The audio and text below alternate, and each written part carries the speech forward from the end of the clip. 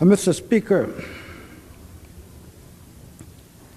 I rise tonight to deal with a problem that occurred in my recent primary election, one in which, let me say that I was successful despite this problem, but I want to bring it to the attention of our nation tonight. For while I mention it in reference to my own experience in the recent primary election, I am convinced that it constitutes a danger for all America and threatens to rip the fabric of our democracy. I represent the 2nd Congressional District in Illinois. It is not an inner city district. It consists mainly of bungalows, semi-professional and blue-collar workers, 2nd and 3rd generation families there. It is approximately 30% suburban,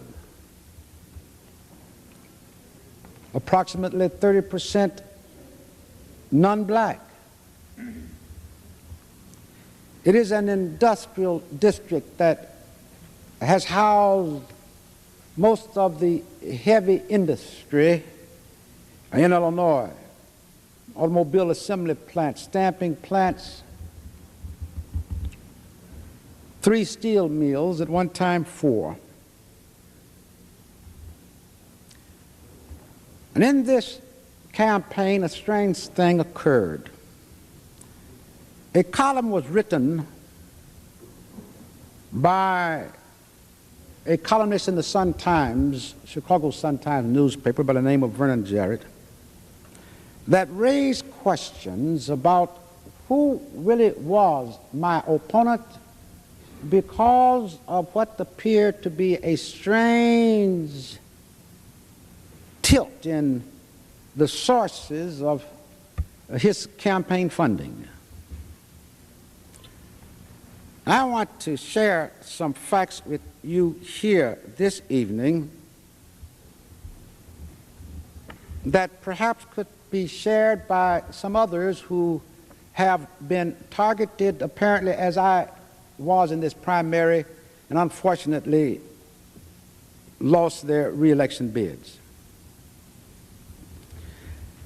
After seeing this column, I began to check the records and the Federal Election Commission report of my opponent for this year, which was available only for January and February, of course, and began to check the identities of those who had contributed to his campaign. And I want to let you know what I found. It relates to an organization called the American Israel Political Affairs Committee. And so before I begin to give numbers, amounts, let me first familiarize you with the American Israel Political Affairs Committee, because it is not well known beyond Capitol Hill in Washington, D.C., and your elected representatives. It is indeed a rather shadowy operation. And I want to not just try to describe the American Israel Political Affairs Committee, better known as AIPAC, and I'll refer to it as so from the initials AIPAC, AIPAC. not to be confused, incidentally, with the term PAC, referring to political action committees. That's a different kind of PAC. Political action committees, as you know, are those organizations under the Federal Election Commission that that organize to contribute money to campaigns for federal candidates and others. But AIPAC means the American Israel Political Affairs Committee, not a PAC. Has no right to contribute money to candidates, therefore. But rather than try to describe it myself, I want to just read excerpts to you from newspaper reports that I discovered when I began to pursue this matter, and in the process began to realize that I had been targeted for defeat by AIPAC. First, the Wall Street Journal, June 24th, 1987. An article by John J. Falca, and reads just in part, refers to the American Israel Public Affairs Committee, or AIPAC, as one of Washington's most powerful lobbying organizations. And he points out in this article that according to a computer-aided analysis of 1986 Federal Election Commission reports, despite AIPAC's claims of non-involvement in political spending, no fewer than 51 pro-Israel PACs, most of which draw money from Jewish donors. I'm reading a quote from the Wall Street Journal. Jewish donors and operate under obscure sounding names, are operated by AIPAC officials or people who hold seats on AIPAC's two major policymaking bodies. Continuing this article, the analysis shows that 3 of 7 regional chairpersons at AIPAC direct PACs, meaning political action committees, now those who can legally contribute money and do. 3 of 7 regional chairpersons at AIPAC direct PACs, political action committees, and 26 more political action committee chairmen or treasurers sit on AIPAC's 131-member executive committee, which meets 4 times a year and sets overall lobbying strategy. 22 more political action committee leaders hold seats on the second advisory body of AIPAC, the 200-member National Council. And it concludes that while the pro-Israel PACs, that's political action committees, not AIPAC, represent diverse and supposedly bipartisan Jewish communities in almost every major city and region in the country, their spending patterns are remarkably similar. I have to ask you to bear with me as I read from 3 or 4 clippings briefly to lay the groundwork for you to understand this obscure operation. Because however obscure and disguised, if you will bear with me, you will learn what should be of great concern to us all.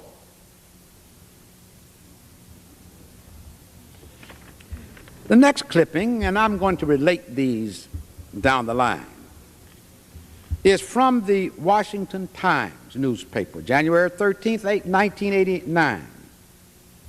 It says, in part, a group of prominent Americans concerned about Washington's diplomatic tilt toward Israel filed a complaint yesterday with the Federal Election Commission charging,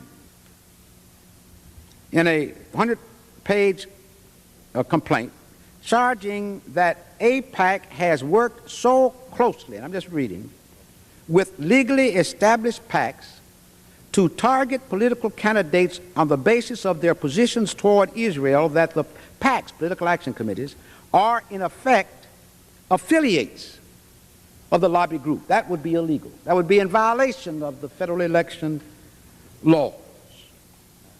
would be in violation of what AIPAC contends are the limits of its own activities. And I continue this same clipping. AIPAC's formidable ability to mobilize congressional support is based not upon an appeal to American national interests, now get this, but upon threats by a special interest that has resorted to conspiracy and conclusion, unquote. That's a quote. Says Richard Curtis, formerly the chief inspector of the U.S. Information Agency and one of the plaintiffs in this case. The complaint, supported by more than 24 exhibits, this is no longer a quote, this is in the newspaper clipping, the report, demands that the FEC force AIPAC to register as a political action committee and disclose its activities. Such a ruling would hamper the effectiveness of the lobby, which operates behind the scenes to recruit support for Israel, the largest recipient of U.S. aid with $3 billion annually, and to oppose weapons sales to Arab foes of the Jewish state. Now that's from the Washington Times by Isaiah Poole. Just a couple more, because I'll bet that most of you are not familiar with AIPAC nor any of this that I am reading. This is from the Washington Post, November 14, 1988, an article by Charles R. Babcock. It says, internal AIPAC documents made available to the Washington Post show that the group's top political operative was actively involved with pro-Israel political action committees, PACs, trying to help raise money for several candidates in the 1986 Senate races. A memo from Elizabeth Schreier, then AIPAC's deputy political director, 5 weeks before that election, urged an assistant to call several pro-Israel PACs and tried to get $500 to $1,000 donations for 5 specific Senate candidates. In that memo, Schreier listed 9 pro-Israel PACs and noted that some had not contributed to certain candidates. 4 other documents in 1985, letters from Schreier to individuals in Massachusetts, California, and Hawaii. In them, she offers to provide fundraising ideas and arrange speakers for new pro-Israel PACs, sends a sample solicitation letter and a list of pro-Israel PACs to a fundraiser for her candidate, and volunteers to answer questions about how to start a PAC. AIPAC's major goal, says this article from the Washington Post, is maintaining the level of foreign aid to Israel, now $3 billion a year, and defeating arms sales to Arab countries. Now, what it's beginning to show you is that the interest, the purpose of AIPAC is to promote a foreign nation, not America's interest.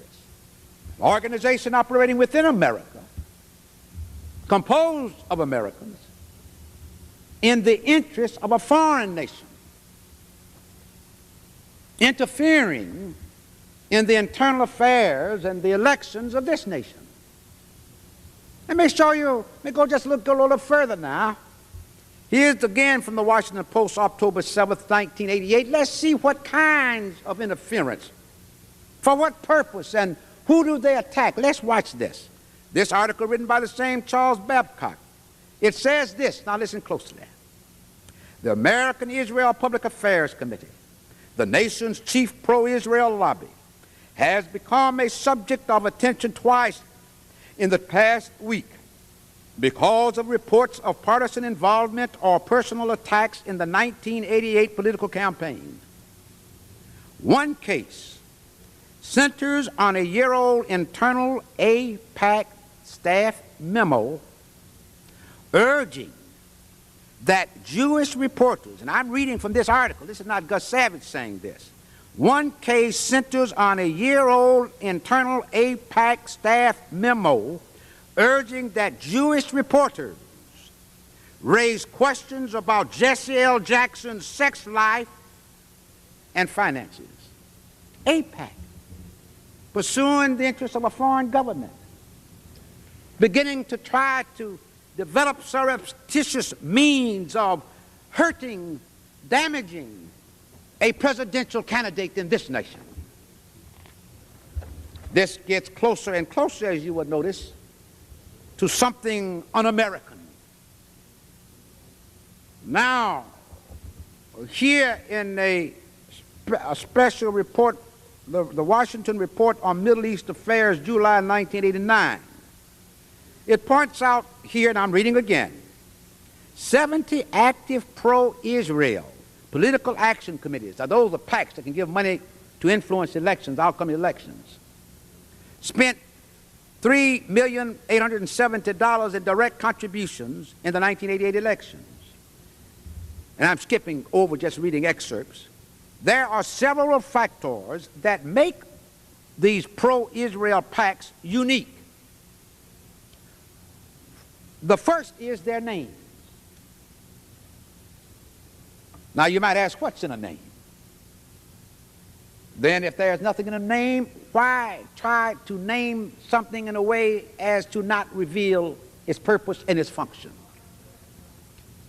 It continues in this article, Edward Rhoda, whose Sunshine News Service publishes Pax Americana, that's a book, to draw this admission from Robert Golder, president of Delaware Valley PAC.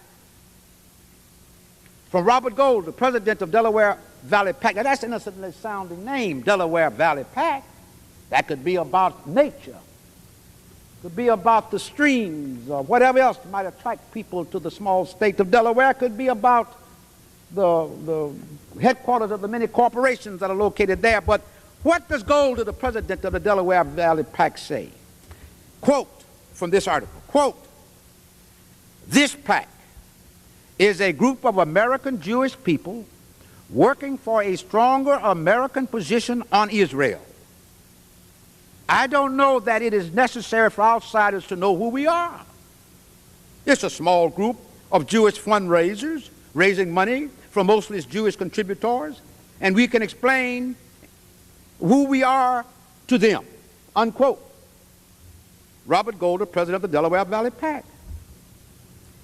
The article now, I'm no longer quoting Golder, but the article by Richard Curtis continues that if 70 pro-Israel PACs active in 1988 coordinated their giving, and to do that through AIPAC would be illegal, coordinated their giving, internal AIPAC documents instructing employees to contact named PACs and tell them to give designated amounts to named candidates, which have fallen in the hands of both the Washington Post and the TV show 60 Minutes. You may recall the show when Mike Wallace exposed AIPAC. They indicate that coordination involving at least 20 of the major pro-Israel PACs took place in 1988, and that such coordination makes AIPAC and those PACs into a single PAC, circumventing the law that limits donations to a single candidate. Now, after I've described AIPAC to you, made you a bit more familiar with AIPAC, now let me go back to where we started and relate it to my recent primary. Here's a letter dated February 28, 1990, from a Robert H. Asher, 211 East Chicago Avenue, Chicago, Illinois. Now, I'm going to tell you who, and I'll identify for you this Robert H. Asher later. Let me first read this letter that was mailed by Robert H. Asher. Well, let me just tell you right now, so I won't hold you in suspense. Robert H. Asher was the president of AIPAC. The letter reads, Gus Savage has one of the worst attendance records in Congress. Well, now, of course, that's untrue. The records of how often you vote in Congress is a matter of public records in print. And though many of you may know that in newspapers and television for the past 8, 9 years, many times when they just mention my name, they'll say Gus Savage, who has such a poor attendance record. And if I say that it's in print, then they can find out just what that record is, and find out that, and they would discover that record was not poor, except for the few months of bereavement when I, in 1981, lost my wife of 34 years to a very excruciating ailment. That except for that, nowhere near poor. But yet he says this.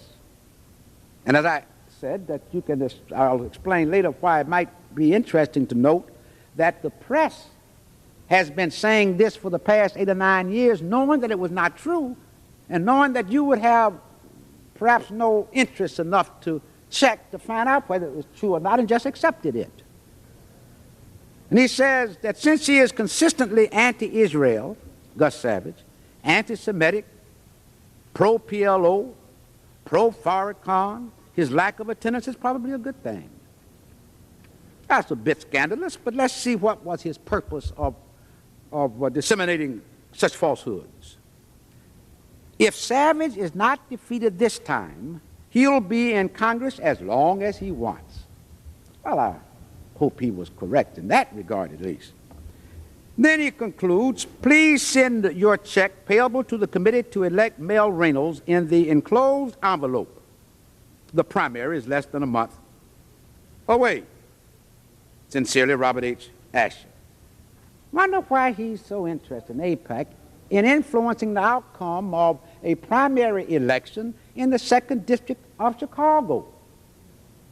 The main issue in the 2nd District in Chicago is not Israel. It's about jobs, either unemployed steel workers, unemployed automobile workers, jobs, working conditions, wage rates, federal assistance to avoid mortgage foreclosures as a consequence of unemployment resulting from the structural economic changes in our country. Not Israel. Why then would he be so concerned about the outcome of that election? Let's see just how concerned he actually is. Now what I'm going to do is where I really wanted, the point I wanted to reach that makes this all relevant. I have here a list of the executive board of AIPAC.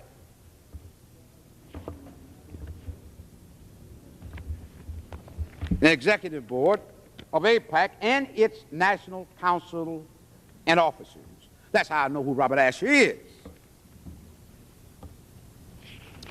What I intend to do here now is to take the Federal Election Commission report filed by my then opponent, Mel Reynolds,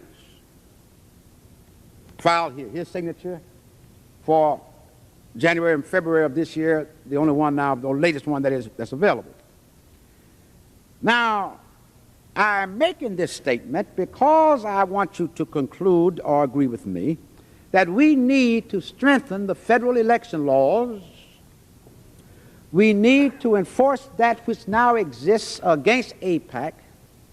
And we need to be concerned about an agency whose main concern is the interest of a foreign government taking advantage of the rights and privileges of American citizenship to influence your Congress.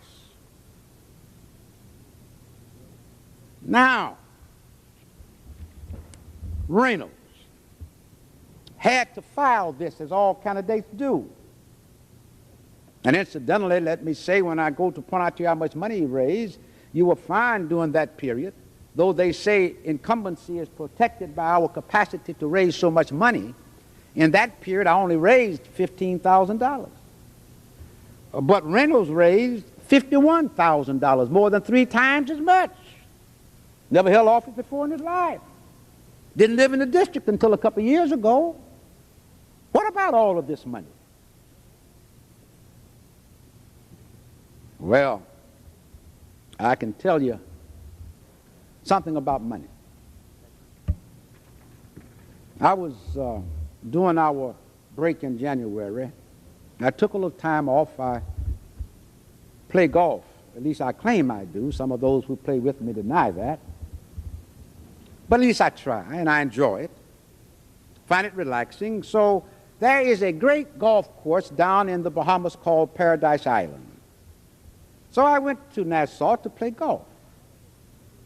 And after you finish a round of golf, you go back to the hotel resort, as some of you have done, I hope, and you go outside because it's such a wonderful climate there. And there's outside bar or refreshment stand, maybe a better way of putting it.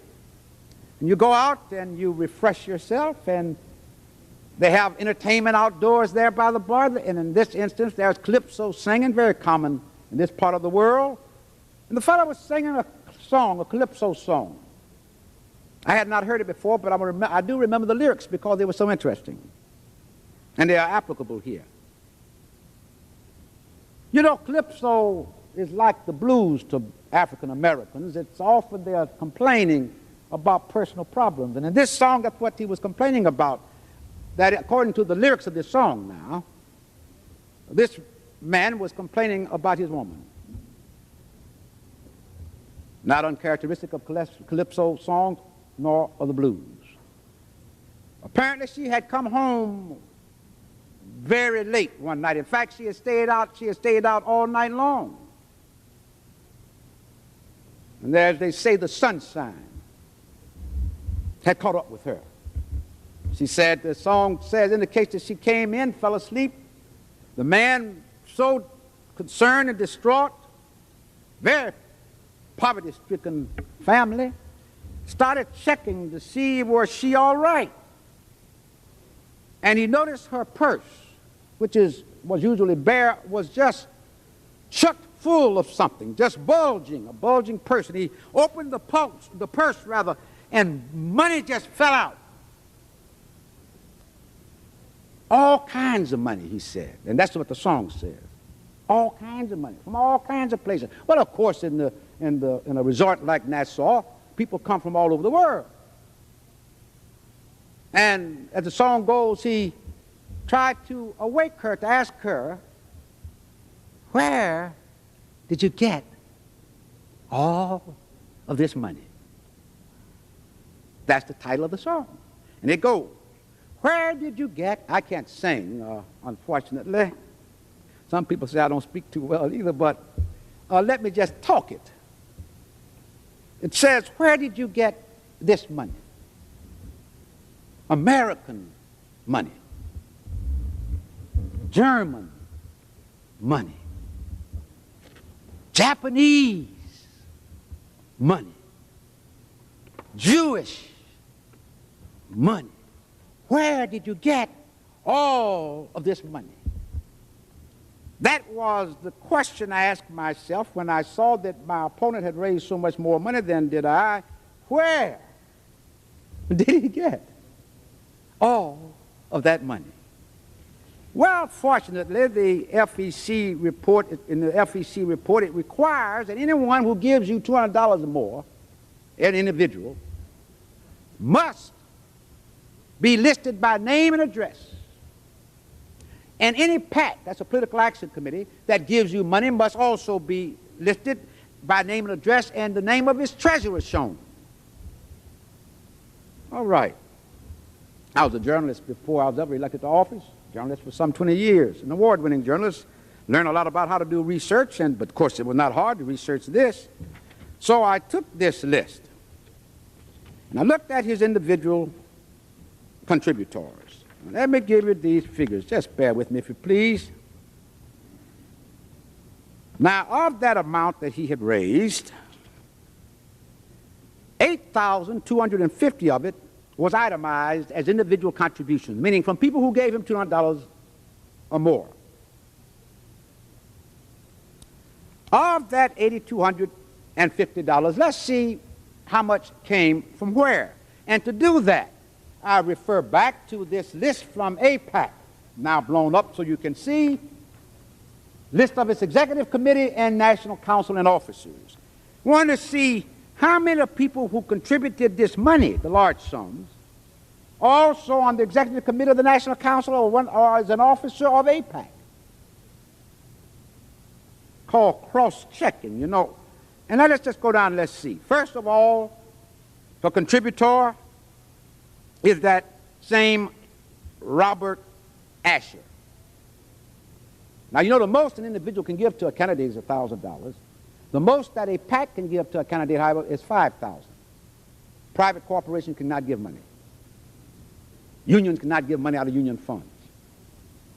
Now, let's just check it. Robert Asher, as I told you, is the president of AIPAC. Is addressed at 51 Oakmont Road, Highland Park, Illinois. That's not in the 2nd District, not even in Chicago. But he's interested in the 2nd District to the tune of $1,000. Let me just read this list. Mary Jane Asher, $1,000, Highland Park, Illinois. Daniel Asher, $1,000, Highland Park, Illinois. Howard David Sterling, Beverly Hills, California, $250.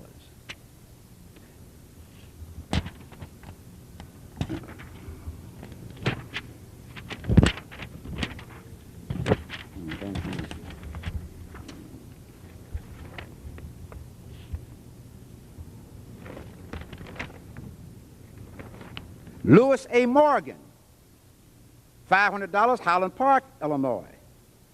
Susan Asher, $1,000, Highland Park, Illinois. And on and on. I won't read all to you. But I took these names. The Asher,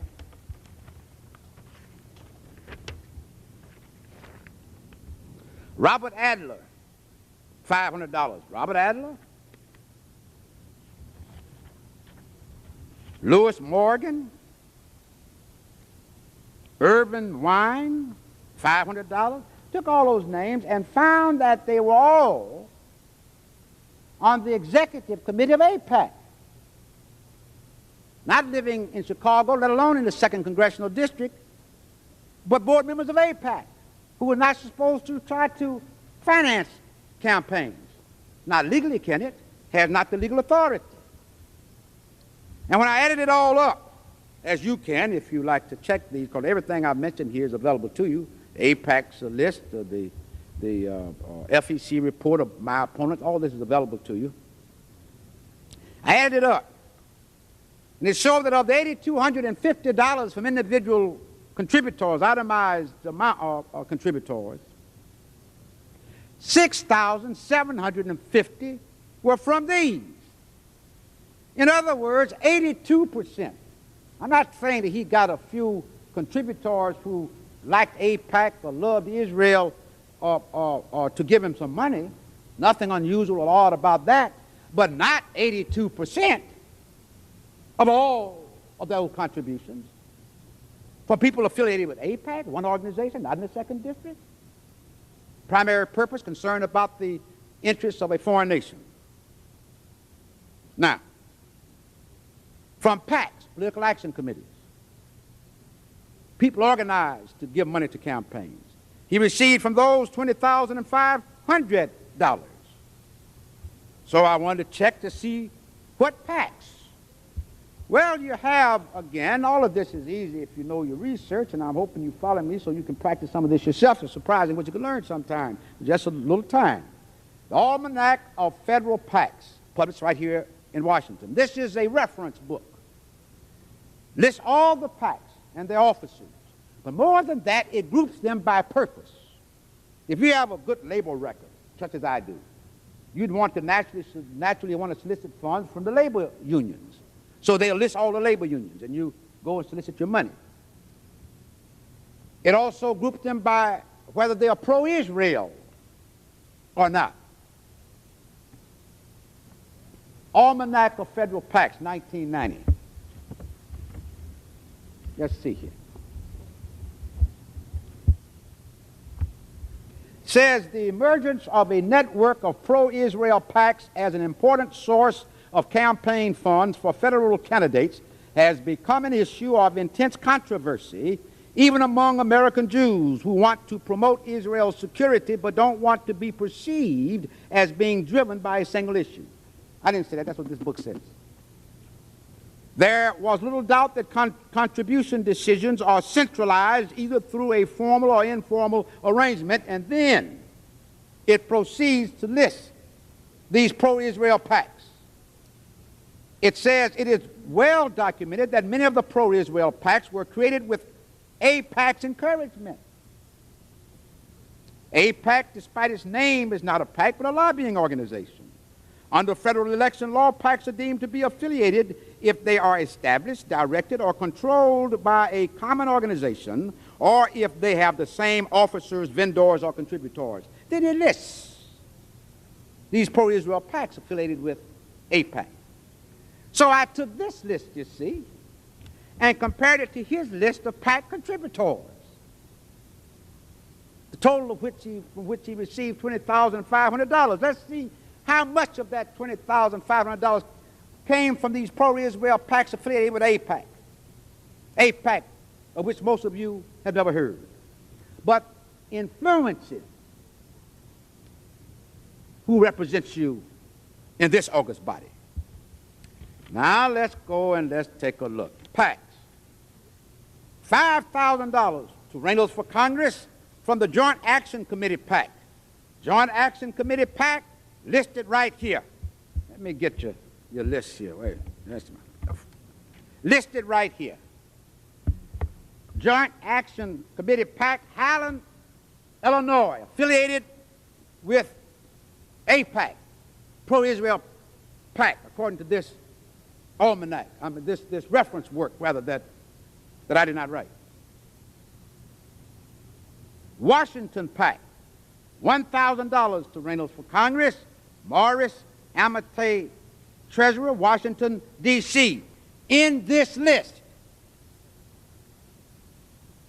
Multi-Issue PAC, $1,000, Highland Park, Illinois. In this list, Citizens Organization PAC, $5,000, Los Angeles, California. In this list, ain't got to the second district yet, you notice. Listen to these names. Nothing says anything pro-Israel in these names. Obscure names. Why? Citizens Organization PAC, Los Angeles, California, $5,000. Hudson Valley PAC, Spring Valley, New York. Interesting, the second district? Spring Valley, New York. No steel mills up there. $1,500, Reynolds for Congress. Americans for Good Government, $1,000, Jasper, Alabama. In this list, East Midwood PAC, $250. Garden State PAC, Union, New Jersey, $1,000. In this list, Desert Caucus PAC, Tucson, Arizona, $1,500. In this list, Heartland PAC, Cleveland, Ohio, $2,500. In this list, what does it all mean? It means of the $20,500 that he received from PACs, $19,750 came from PACs with obscure names, affiliated with AIPAC, an organization whose main concern is the interests of Israel, not America. Be that interest good or bad, right or wrong, but a foreign government. That amounts to 96% of all his receipts from PACs. That means practically all of that money in that purse, or his purse, practically all came indirectly from AIPAC. More than 9 of every $10 of the money for one to challenge me in the 2nd District of Illinois, where Israel's interests are far from being primary. Now, let me say something about my position regarding Israel. May explain the concern, but certainly doesn't justify a body with no legal right to do so, whose primary concern is a foreign nation rather than the interests of America, trying to determine the outcome of an American election for Congress. That, my friends, Mr. and Mrs. America, is dangerous indeed.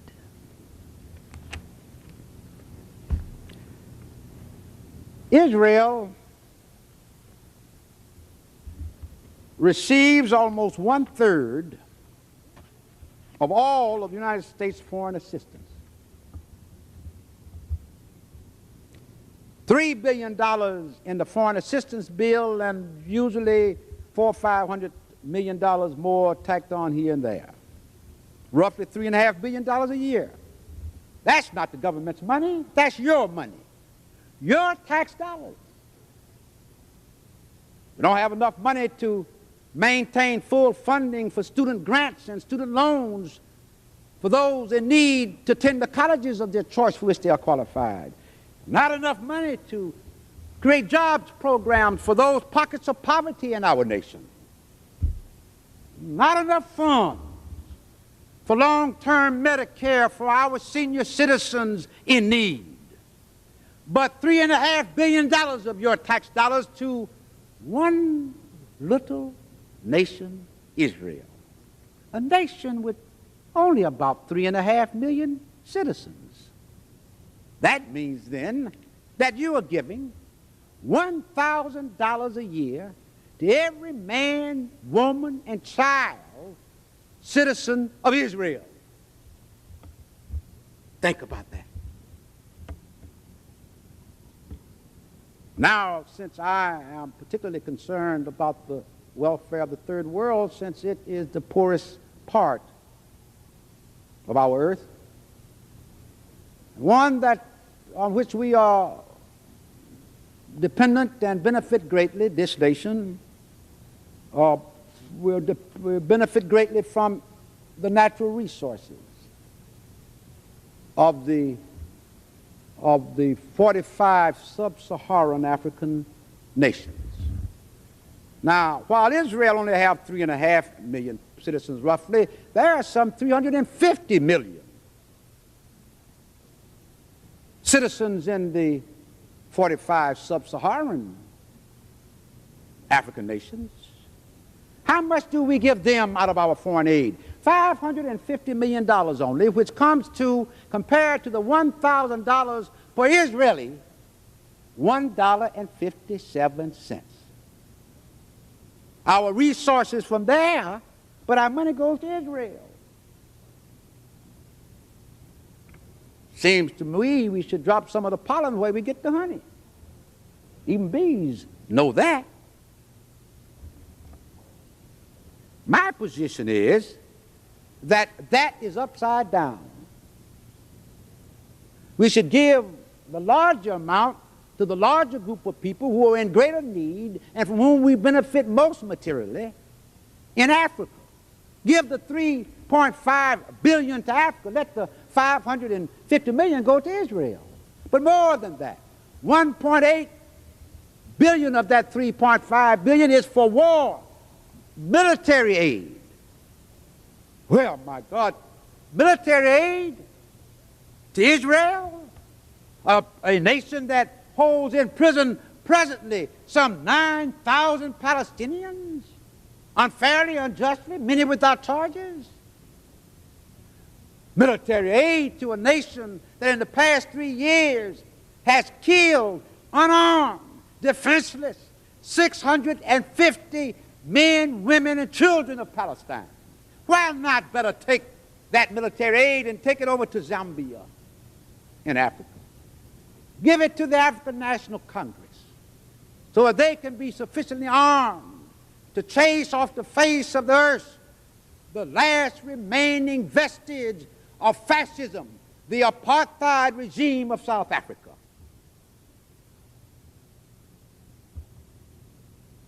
That's my position. Now, someone said, well, Gus, you receive money from PACs, almost always labor PACs, but PACs, organized labor unions. So the checks often come out of Washington, D.C. That's not the second district. Why isn't that the same? It's not the same because American trade unions do not represent the interests of a foreign power. They represent the interests of American workers. That's an American interest. And some 40,000 citizens of the 2nd District of Illinois are members of trade unions. Because I said to you, that's an industrial district. And PAC contributions, while maybe from Washington, come on the recommendation and request of their local affiliates. United Automobile Workers give you a contribution from here, but it's because of this recommendation from its Region 4 back in my district. So it has a right to be involved, and its interests are not un-American. It is not putting the interests of another nation above its own. No comparison, indeed. Now, as I may, before concluding, point out this connection between this interest, this insidious interest, and mass media in this country. You may think you know something about mass media because you're exposed to it so in television, but really it's in many ways as obscure and mysterious as AIPAC. Ask yourself, who owns CBS? Who's the president of ABC? Who are the board members of NBC? Where does Tom Brokaw live? You know where I live? You know what is my salary? You know my marital status? You know where I went to school? You know my views? You know my children's names? You know Tom Brokaw far better than you know Gus Savage, or you think you do. Is he married? What is his salary? What are his views? For all you know, he may be one of those running around with a hood, burning crosses, because you don't know. Powerful man controls your airwaves, determines whether Gus Savage can go on the air or not, determines what is said about Gus Savage, good or bad, right or wrong, true or false, unaccountable to you. You can't fire him. You can't unelect him. You did not pick him.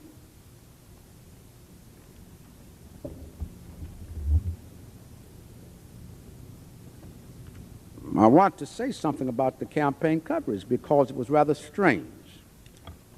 May not be coordinated by AIPAC, but the apparent influence of a network of reporters across this country in the major daily newspapers and the television stations operating in the same way, telling the same lies simultaneously, makes one wonder. My campaign, Chicago Tribune, that's a major daily newspaper, largest circulation in Chicago, has a Pulitzer Prize columnist named Mike Royko, wrote a column during this campaign strongly condemning me, and falsely so. Said in the column that I had phoned him and told him that what appears to be my concerns are really false. I'm not really concerned about civil rights and racism and so forth in America, so I just use that to help stir people up. And he said when I told him that on the phone that he felt this, and then he told me what he said to me and what I said back and what he said and so. But the problem is I've never talked to Mike Royko in my life, by phone or otherwise. In other words, he made up the column. When I protested to the editor of the Chicago Tribune and said, look, I never talked to this guy in my life. How could he write this falsehood? Would you ask him to retract it or explain it or prove it? Never a reply. unaccountable. The political editor of the Chicago Sun-Times, same thing. Steve Neal, same thing, called me all kinds of names.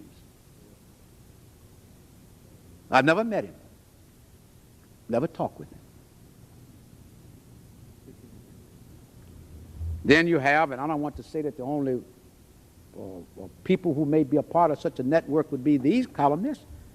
Generally, the white press would have at least one so-called parent African-American columnist to jump on an African-American too, if in case the African-American hollers too loud and says, well, these columnists jumping on me as white, so you got a page in the Chicago Tribune, a Raspberry in the Washington Post, and no, that's typical.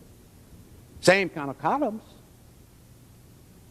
I was on Crossfire on CNN.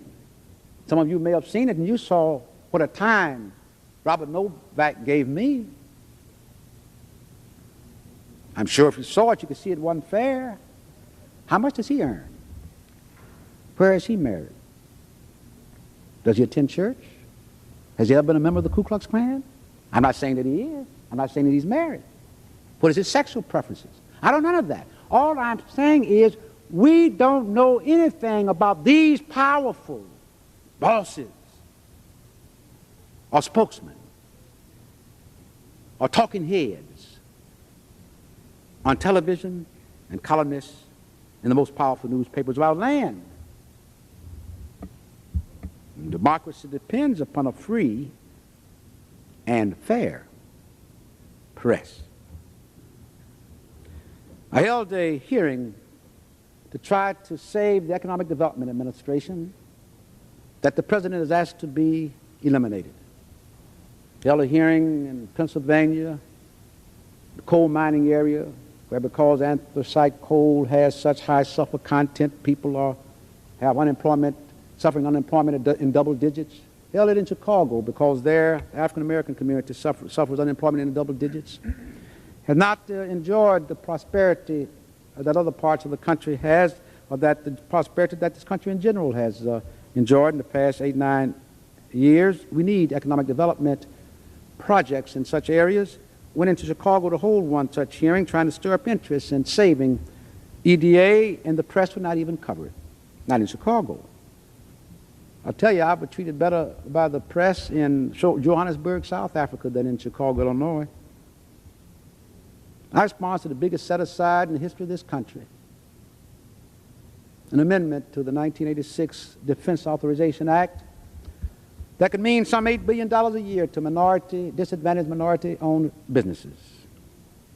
Very proud of that. It's the largest set-aside than all others combined. During this campaign, Channel 2 in Chicago, the CBS affiliate, a reporter named Mike Flannery, insisted right there on television that Gus Savage did not sponsor that legislation. I said, well, wait a minute. I'll give you a congressional record. I'll get it to you tomorrow. Would you, if you're wrong, would you go on your news show tomorrow and admit that you were wrong? And, of course, if I'm wrong, go on there and point that out, too. I sent him the congressional record, showing, of course, that he was wrong. He never used it. Never another word. Unaccountable. Nothing I can do. I'm the sponsor of legislation for a third federal building in Chicago, a project costing $153 million and employing some 50,000 people in the construction trades and the spin-off job that will result from that. $45 million of that amount in subcontracts to small disadvantaged businesses. On that same television interview show, he insisted that I didn't do that either. Easy to ascertain whether I did or not. You got a congressional record. Reporters are certainly familiar with it. It meant that that was a deliberate deceit. Well, that kind of effort to disinform the electorate is also a danger to our democracy, and to the extent that it relates to activities such as the ones I've described from AIPAC, it makes you wonder, are these connected up, in which case the danger would be even enhanced. Look at the strange attacks across this land on African-American leaders. Oh, well, that one was found guilty and that one was found guilty. I don't mean whether they were guilty or innocent, but the intensity and the frequency with which they are pursued.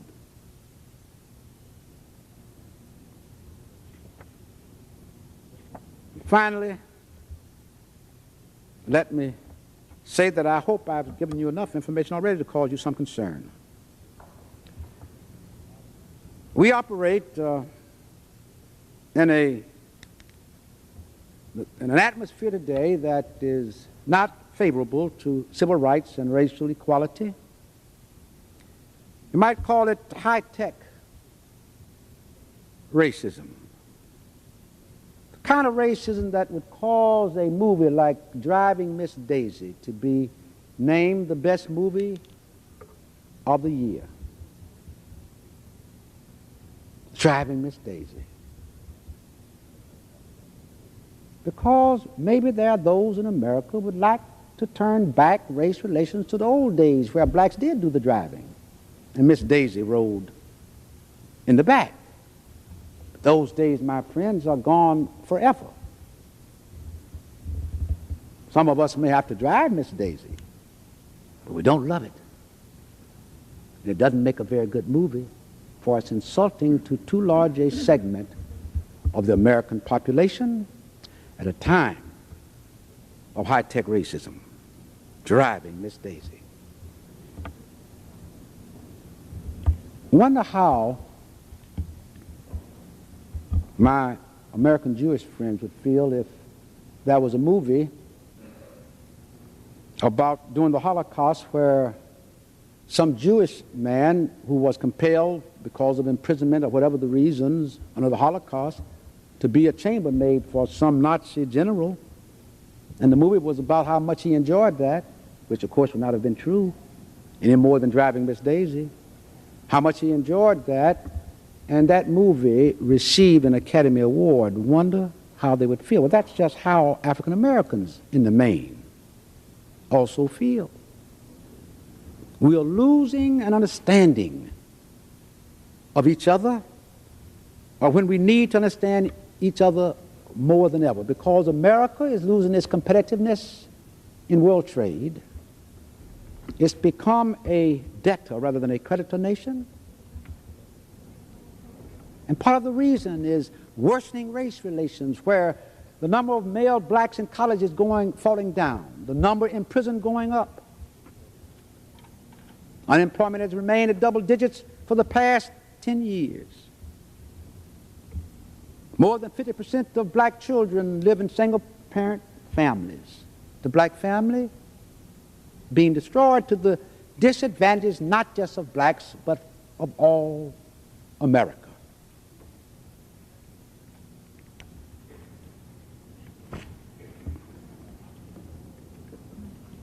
When we have a nation that operates in such a way, this high-tech racism, that when a black becomes Miss America, that the first thing that black feels is necessary to say is that being black is the very least that I am.